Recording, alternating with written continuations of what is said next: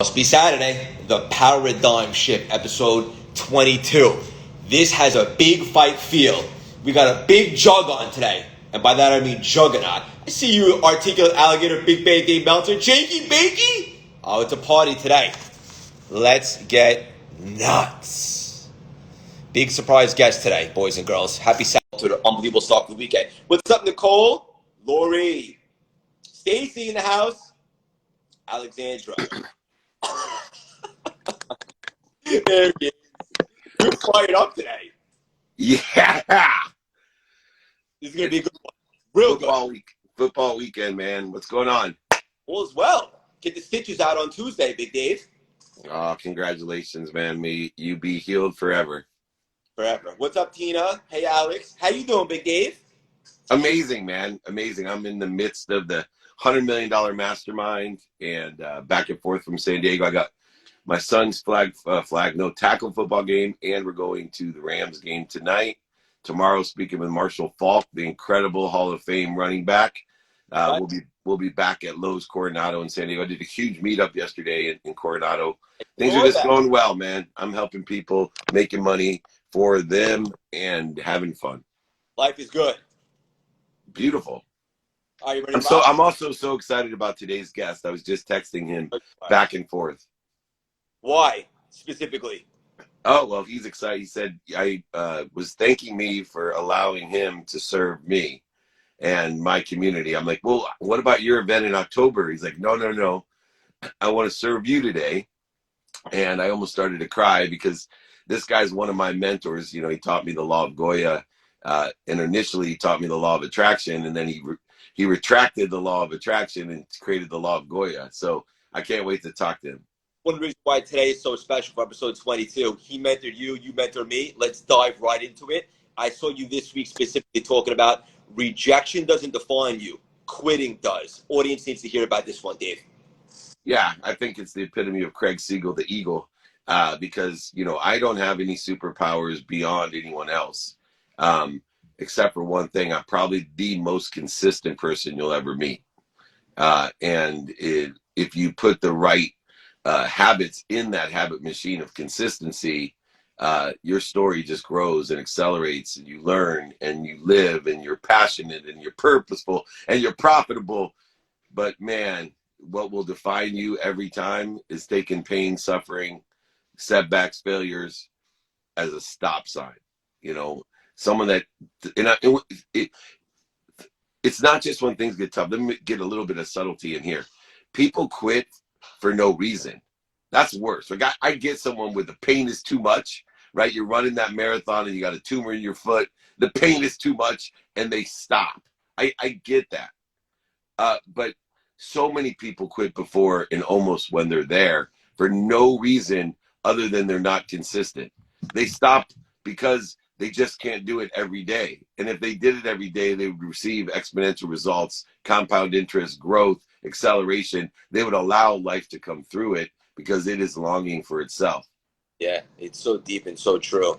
And most of the times, like right before you want to quit, and most people say they do at that moment, it's right when the breakthrough happens. Right, Dave? Yeah. Have you ever seen the Don't Quit poem? I'm not sure. Oh, man, I got to send that. I'm going to repost it. It's my favorite poem in the world. You can Google it. It's put Don't Quit poem in Google. It's my favorite poem. It sits on my wall. It sits on my desk. And it tells the story about people that quit for no reason.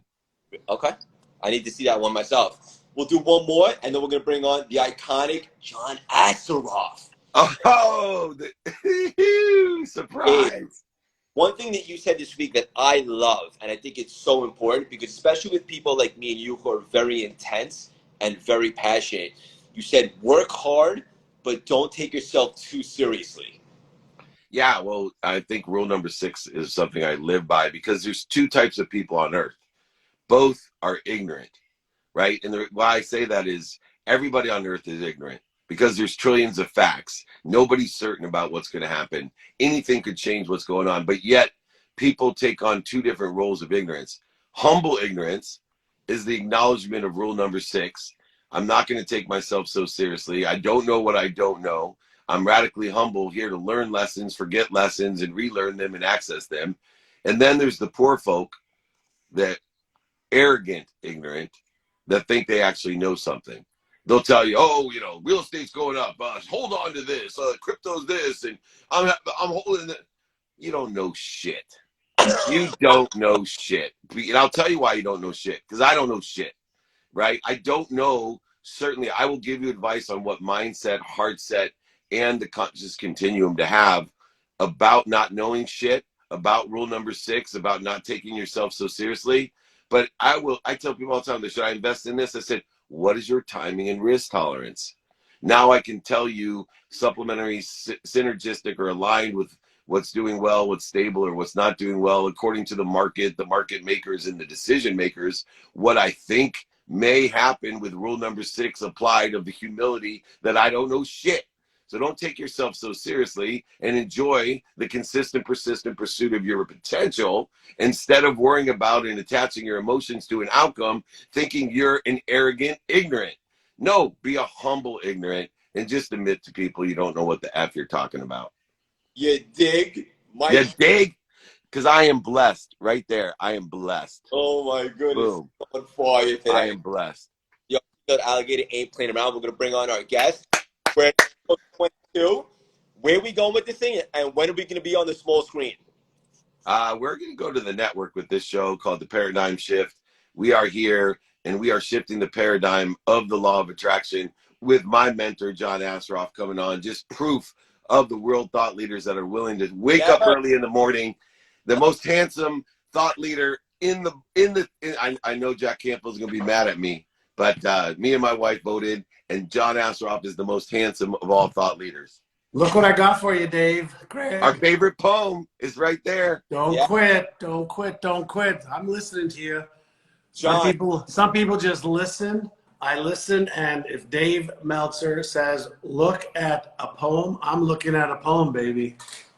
John, I want to meet you. I've been a fan for a long time. Hey, Craig. Secret, and you and I are going to manufacture magic here today. Thank you for being with us. My joy. It's so much fun with you two. Dave, give the introduction he deserves. Well, I think the man needs no introduction, but I will give you a little bit of background. He is an author, speaker, thought leader, mentor, coach, teacher, all of the above, and also a friend of mine. He is a transformational leader as well. He has written books. Inner Size is one of my favorites. He has an event with Jack Canfield in October that he's doing, and many, many others, which I hope to help him. In fact, I texted him this morning and asked him, hey, what can I do to be of service to you? And he said, typical John Asroff, I'm here to serve you, Dave. And so let's make this about you. Don't worry about me. We'll worry about that later. But he also was in the movie The Secret, where he was best known, and which is so funny because he's the one that inspired me to have a vision board.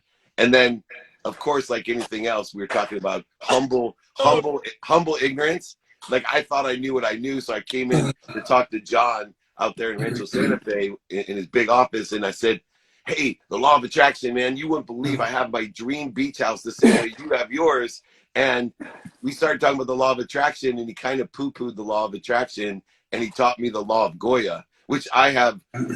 I try as many times when I say the law of Goya to say my mentor, John Asroff, taught me the law of Goya, Goya, get off your ass. And he shifted. He goes, I don't really believe in the law of attraction the way you're saying it, Dave, which like blew my mind because my whole interview was based off of him teaching me about vision boards and the law of attraction. And he shifted my paradigm. So he is amazing.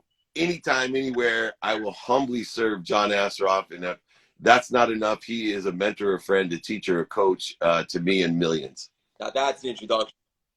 Thank you, Dave. Craig, it's interesting. Our realtor gave us a book with the picture of the house that was in The Secret that I ended up buying and living in, so that I would never forget the power of creating a vision, right? So, hey, guys. Craig, nice to see you again. Yeah, David, nice. always great to be with you, my brother. It's so much fun. The audience is so engaged. It's great. Guys, drop some questions in the chat. I'll kick it. Dave. John, I saw you talking about all the time, and I think this is so important for the audience. So many people are conditioned to have a mentality of scarcity. Why is that, and how can they adjust that? Sure. So, when we think about a mentality or a mindset of scarcity, first thing I always like to start with is, were you born with that? Like, were you born with a mindset of abundance or scarcity? Were you born with an abundance of, there's more than enough, there's not enough? And the answer is you weren't born with that. There isn't a baby, born anywhere in the world since 107 billion humans have walked on this planet, born with any beliefs or paradigms or ideas about success or failure, abundance or scarcity, secure. So we develop these ideas, and from a neuroscience perspective, which is the angle that I research and study, is we just develop these patterns no differently than if a software engineer sits at her table or his table and starts to write software.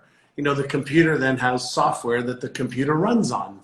Well, when we are born, we have, our parents, our teachers, our brothers or sisters in the environment that we live in, and they start to code or write the software called our experiences, the meanings that we give things, our beliefs that develop into our habits.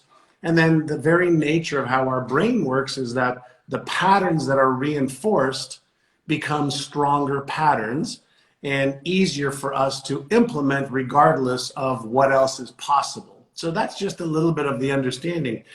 So when somebody's in a state of scarcity, it's not because only scarcity exists, because there is scarcity, but you have to be focused on scarcity for it to exist. So it's just like there's an up, there's a down, there's an inside, there's an outside. If I'm only focusing on up, I can't see down. So the question becomes is, am I willing to see where there may be abundance, even though my environment and my beliefs are causing me to see only scarcity or feel like there's not enough or behave in ways that are not enough? Is it possible for me to open the window of abundance? Right? And if you stop for a moment and think, are there people out there that are living with more than enough, with more than enough health, more than enough of a great relationship, more than enough money, more than enough time to do the things they love to? Are there people doing that? Yeah, there are. What if we shifted the questions we ask ourselves and said, okay, instead of me thinking and feeling and maybe behaving in ways where I'm displaying that there isn't more than enough, what could I do to experience abundance? What can I do to see more? And this is where a higher cortical functioning happens in our brain, where we elevate beyond our conditioning. And as soon as we do that, we actually use this $100 billion biocomputer, which is what our brain is, right? We can't even create it for $100 billion. And we use it in a way that allows us to open up the world of possibilities. And then when we behave in the right way, we create a world of probabilities, right? So from possibilities, we create a world of probabilities because, I'll stop with this. If you think about this, all right, so let's think about this for just a second. Is there somebody that maybe you grew up with that's healthier than you are, that's wealthier than you are, that has a better relationship than you have?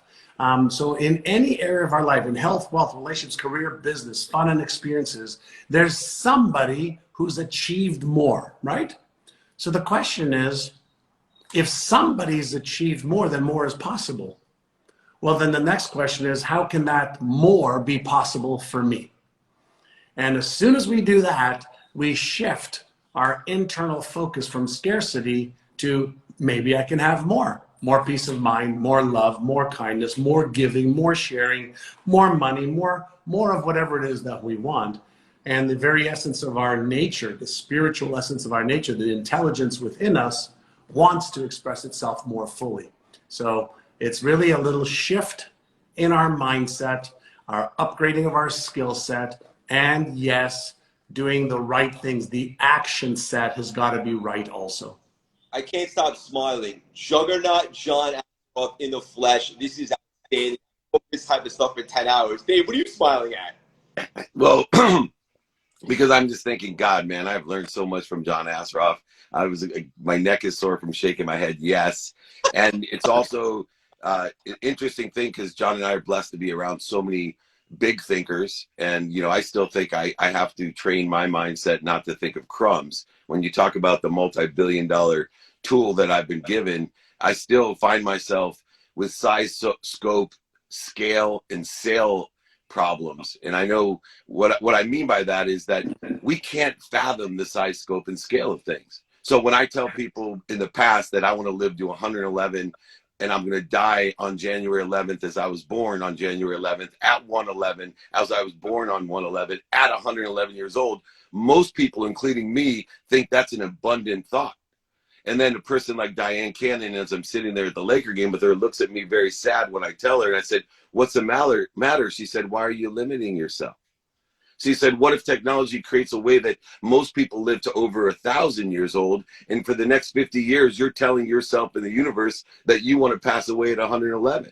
See, there's a size, scope, and scale problem to everything because we're conditioned to think too little, because we can't fathom the trillions of data points and trillions of universes that exist, even though we have a multi-billion-dollar tool in order to perceive what is possible and even what is probable. I can take the biggest dreams from the biggest people, including Bezos and Branson, who want to go out of our atmosphere, and say, why are you thinking so small, guys? And so when I say size, scope, and scale, we got to train ourselves, discipline ourselves, and try our best to expand, grow, let life long for itself as it was meant to be. And then what I have added into it from the learnings of reading people and watching and studying John is don't look for things on sale. So it's size, scope, and scale, but stop looking for things on sale. What does that mean? I know so many people, me inclusive, that have spent so many hours, days, months, and years going, oh, I got to get a better price. I got to get to this on sale, instead of thinking, what?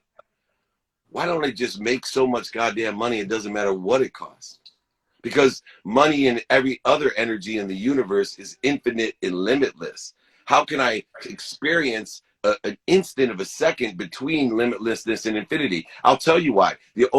How? The only way to do it is to take ourselves out of the realm of time. The speed of light dictates the 24 hours of activity that we get every day. The speed of light, 186,000 miles per second. And what happens is we don't realize that what John trains in his courses, in his different coaching and all the things he does, is to utilize the speed of thought, which is the only thing that moves faster than the speed of time. And when you do that, you can start training yourself to live in a bigger size, scope, scale, and stop looking for things on sale.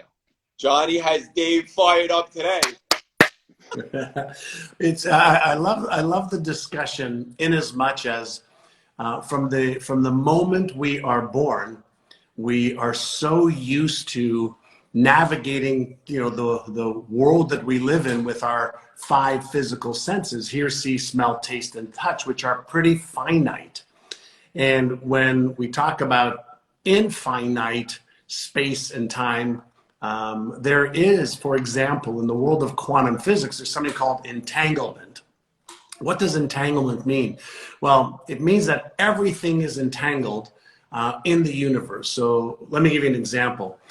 In one of my books many years ago, there was some research that we discovered around some studies that they did with taking saliva from, let's say, me or anybody that's watching right now, and taking the saliva 500 miles away, 5,000 miles away from the person who they took the saliva from. And when they subjected the person to certain stimuli, the saliva 5,000 miles away reacted the same way as the person who was being stimulated, let's say an electrical stimulation. And they were wondering, how is it possible that at the same nanosecond, the saliva was actually reacting the same way as the physiology of this human being? And this was the real, awakening or opening, that there is something that is faster than light.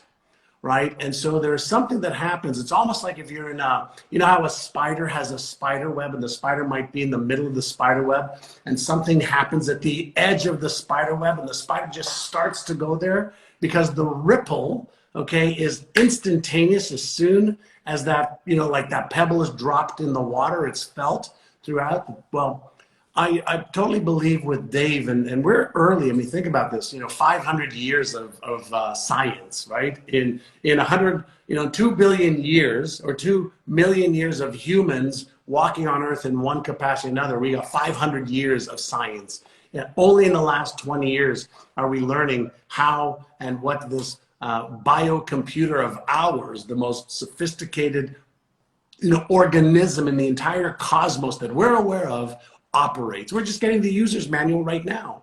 And so the fact that we don't understand very well, you know, that when I think, let's say, of David or you, Craig, you know, is it possible, just let's open up a possibility. Is it possible that because we're entangled and we're friends, maybe a little bit closer, you know, to the center of the cobweb, that brain cells are activated in you, called mirror neurons, as in me possibly? Is it possible? Is it possible that, you know, when you think of somebody and your phone rings or a text comes in, is it possible that those cells have been activated? When you think about what we're doing right now, you know, I'm sitting in San Diego. Craig, I think you're in San Diego too. I'm in New York. You're in New York. Okay, so you're in New York. David's, you know, just up the street in Orange County. I am talking, you know, at a phone, this thing we call a phone. There's light traveling, you know, right through there, going through space and time, hitting off of satellites, and everybody in the world that's watching right now can see us and hear us. And our brain is watching, activating cells of recognition in our brain, sending electrical and neurochemical signals so that we know what the F is going on. Holy shit. Like, wow.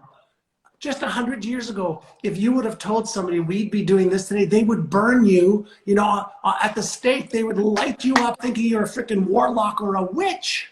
And we're just like early cosmonauts, right?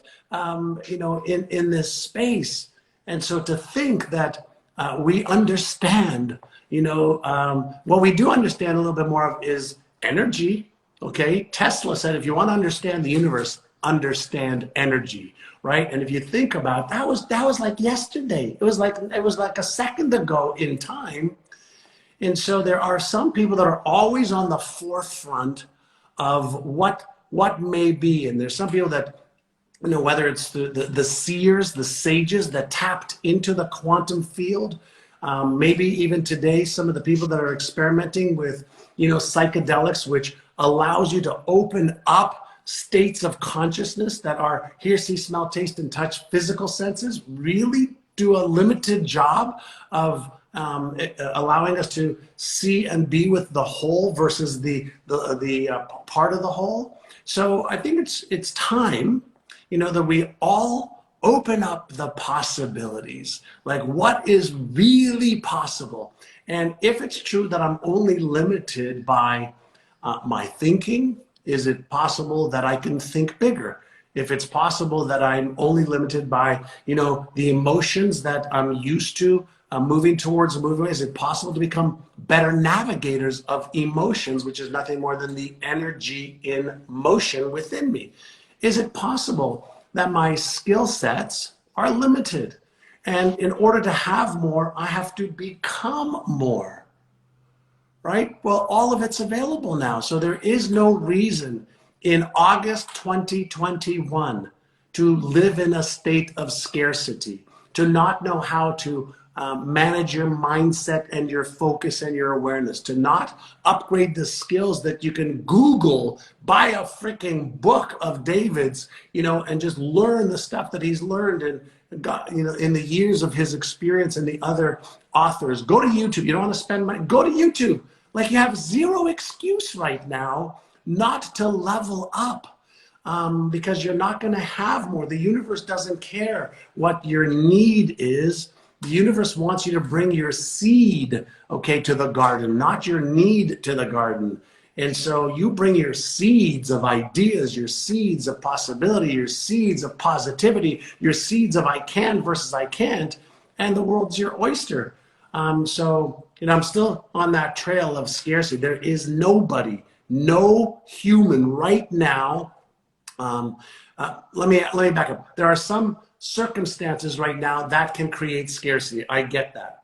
But there's really, for those of us that have choice, like real choice, there is no excuse for scarcity. This is awesome.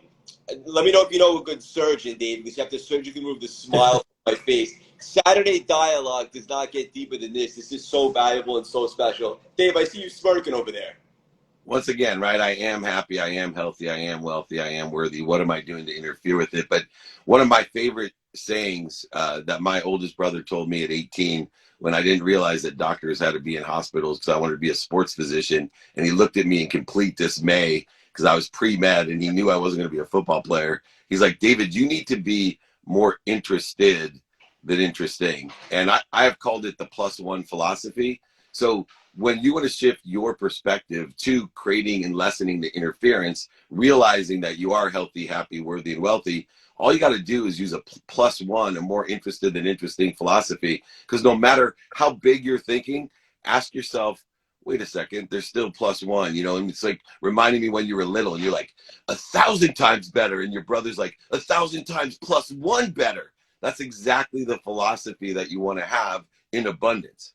Is that when you're stretching and getting that size, scope, and scale, getting away from looking for things on sale, ask yourself, oh yeah, what +1? You're going to go to Mars, I'm going to Jupiter. You're going to go to Jupiter, I'm going to go to the sun. Oh yeah, I'm going to go to a whole different galaxy. And on and on and on. And once you shift your mindset to the possibility, probability, the bigger question would put the smirk on my face is, these are all theoretical, great mindset things. They're heart set things, which is attached to the emotion, the energy emotion. But the real trick is to remember, recollect that we live at the speed of light. And so those who benefit the most, that live with the ability to make a lot of money, help a lot of people, and have a lot of fun, are the ones that can take every possibility, become inspired, and make it a probability, but also know how to use strategy, discipline, and awareness to take that vision board of an inspiration of the dream house that you have and materialize it through discipline, strategy, and awareness. Actually take a higher vibrating thought, this vision, and materialize it to actually slow it down into a form that exists here at the speed of light. That to me is where I am focused on helping people, because look, you can sit at home high, broke, sick on your mom's couch all you want, dreaming about the Ferrari. But if you really want a Ferrari, you got to be able to have discipline, strategy, and awareness in order to effectuate it down into the speed of light so you actually can drive that car. And that's what I really try to help people with, is the blend between that speed of thought and the speed of light. I thought all you have to do is sit and think about your Ferrari, Dave. Doesn't that happen? Only in The Secret, John. Only in the movie The Secret. I want a Ferrari in my garage this afternoon. I want a Ferrari in my garage this afternoon. And what law? It's not working yet. Hold on. Slow down, you guys. It's not working yet. Oh, Ferrari. Honey, is it there yet? That's the law of Goya, baby. And I think that's the law of wishful thinking. It doesn't. Listen, I like wishful thinking. I like vision boards. I like big, bold ideas. But on this blue planet, on this blue planet, maybe somewhere else it materializes on another planet that we have yet to discover. On this blue planet, you better match your vision, your mindset, your heart set with your action set. Get off your ass and do the right things in the right order at the right time. I'm going to show you something. That's gold. Write that down. I have Rubik's cubes that I like to play with, here in my home. And imagine you want to solve a Rubik's cube. First question, is it possible to solve a Rubik's cube? Yes. Second question, if I just try to do, random behaviors, what are the chances of solving the Rubik's Cube? And the answer is this 3x3 has millions, just this 3x3 has millions, okay, of potential moves that you can make because it's 3x3x3x3.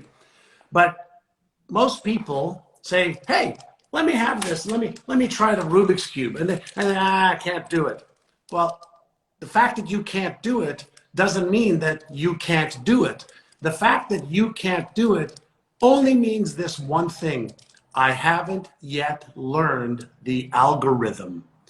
You can go and learn how to do this or this one on YouTube right now. Here's the problem. You're interested in solving it, maybe having a little bit of fun. You're not committed to solving it. When you go from interested, okay, to doing what's easy and convenient, to committed and learning how to be healthier, how to be wealthier, how to make more money, how to build your business, how to be a coach, how to write a book, how to figure whatever it is. The how to already exists. If you're committed, you will learn the steps and you will take the action necessary. Anything else, you're playing. You're just like hoping and praying that it works out. Let me put a little bit of effort in.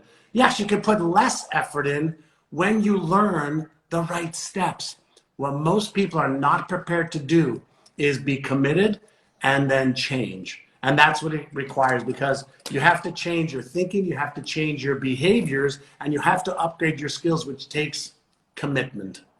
Sorry, everyone, but this is a morning of truth.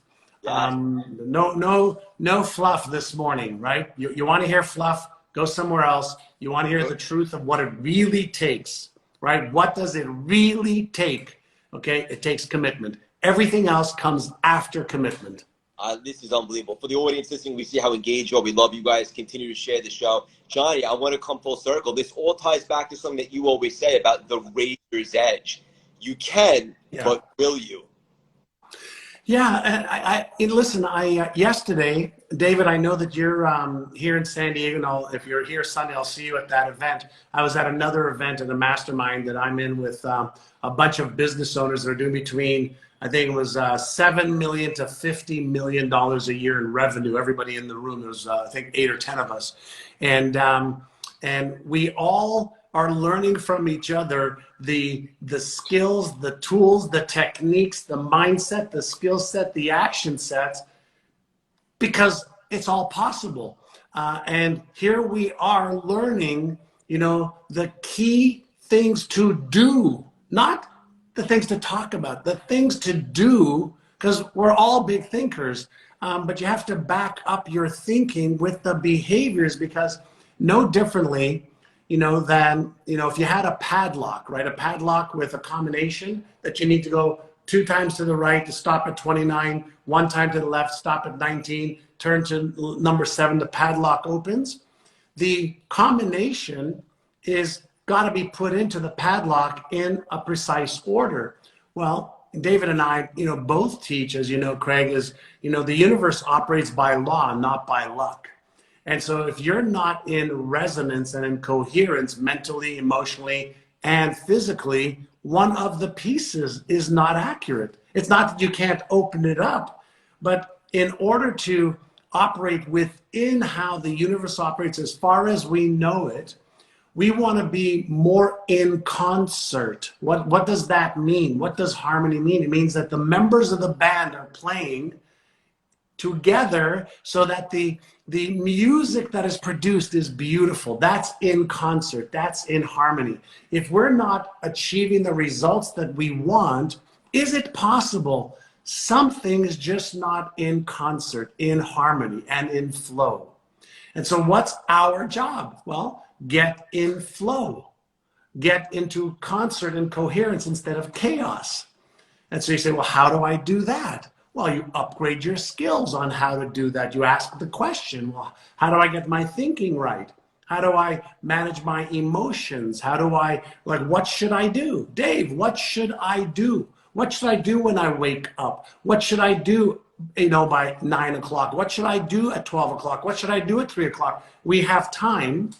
And there's no such thing as time management. The only thing we can manage is what we do in time. So the question is, are you doing things in time that will lead to the results you want? Yes or no? It's binary. Yes or no. Right? If you're doing things in the right order, then you're going to achieve predictability and success beyond your wildest imagination. But if you're not prepared to invest in the learning and then in the behavior, then you're just going to have, disappointments. And I'll leave with this, or I'll end with this, is most people learn to be masters of disappointment instead of masters of change. Mike, look at face. Mike, here's the mic drop. Cube drop. Unbelievable, guys. Share the conversation. This is what it's all about. On Saturdays, we're getting deeper than we do during the week. You should always be sharpening the axe. The tools that you guys spoke about today, absolutely priceless. Any last words, Big Dave? I'm just excited to see John tomorrow. I'll be on stage at noon to 12:35, and I got some more surprises too. So I'm going to give him a big hug. It's been way too long since I've seen him in person. And only other law that I want to put upon people before I leave is don't forget the law of gravity. And we just touched on it. The law of gravity says your feet are right here, right now. You're at the right place at the perfect time. And that's the perfect place to start. Create your own routines, adaptable routines, and daily practices to effectuate what you want. All the love and grace to everybody. I am of service. Reach out to me anytime. Craig, it's always a pleasure to be here on The Paradigm. We're taking this to TV like my other shows. So maybe John Astroff will be one of our first guests on TV, because he is the most handsome, voted at the Meltzer home, the most handsome thought leader in the world, John Astroff. Dave, thank you. Listen, Dave, many years ago, when Brian Tracy and I became friends, I was, young in the industry about 20 years ago. And we were in a mastermind together, myself, Jack Canfield, Brian Tracy, and I was like the young kid on the block, right? I was probably like 40. They were 55 at the time. And I said, excuse me, Mr. Tracy, I was wondering if you could. And he said, stop. I said, uh-oh, what did I do? He said, John, for you, the answer is always yes. And so, Mr. Meltzer, for you, the answer is always yes. Not that you're a young student, but whatever you ask, the answer is yes for you. The work that you are doing in the world, the amount of love and heart and strategy and what you give. Most people charge more for what you give for free. And I just love the service that you are always in. And for that, my friend, I love you and I appreciate you and I'm grateful to be your friend. Oh, awesome. Thank you so much for stopping by today, Johnny. We got to get you on the CLS experience. Alexandra, email his team right away. So many gems, priceless value. Appreciate you guys so much. All right, guys. Favor. Thank you. See you tomorrow. Thank you, Craig. I'll be there after 2. Bye, everyone. I'll wait for you. Again, guys. Later, Johnny. That was unbelievable. Absolutely priceless gems from 2 legends, from 2 icons. I'm a little bit younger in the space, but Johnny has always been such a role model from the days back in The Secret. Just the stuff that he talks about, it makes so much sense. This is exactly what we should be talking about on a Saturday afternoon to get ready for the weekend, to get our mind right, and so forth. So I love that he's talking about all this, especially about removing the mindset of scarcity. Can we think a little bigger? And then also, obviously, the razor's edge. You can, but will you? There's literally 0 excuses. You can go on YouTube, whatever the case may be. There's never been a time to be more resourceful, guys. The world is your oyster if you decide. Love you all so much from the bottom of my heart. If you're not already in the texting community, text that number on the bottom of the screen. We have inspirational stuff just like this every single day. So go ahead and text that. Do me one last favor, all of you. Have an unbelievable weekend. What's up, Lori, Jesse, Alexandra? Happy birthday to Jess. All of you are out today. Rachie, Katie, we love you so much. Yeah, that's right. 40 years young. Love you guys. Have an unbelievable weekend. Keep doing your thing. Text the number at the bottom. Follow John if you don't already. And obviously Dave. Let's have an unbelievable weekend. And think bigger. And don't just chase your goals. Assault them with passion. What's up, Junior? We love you guys. Have an unbelievable weekend. That was too good. Keep sharing the show. Let's grow this thing.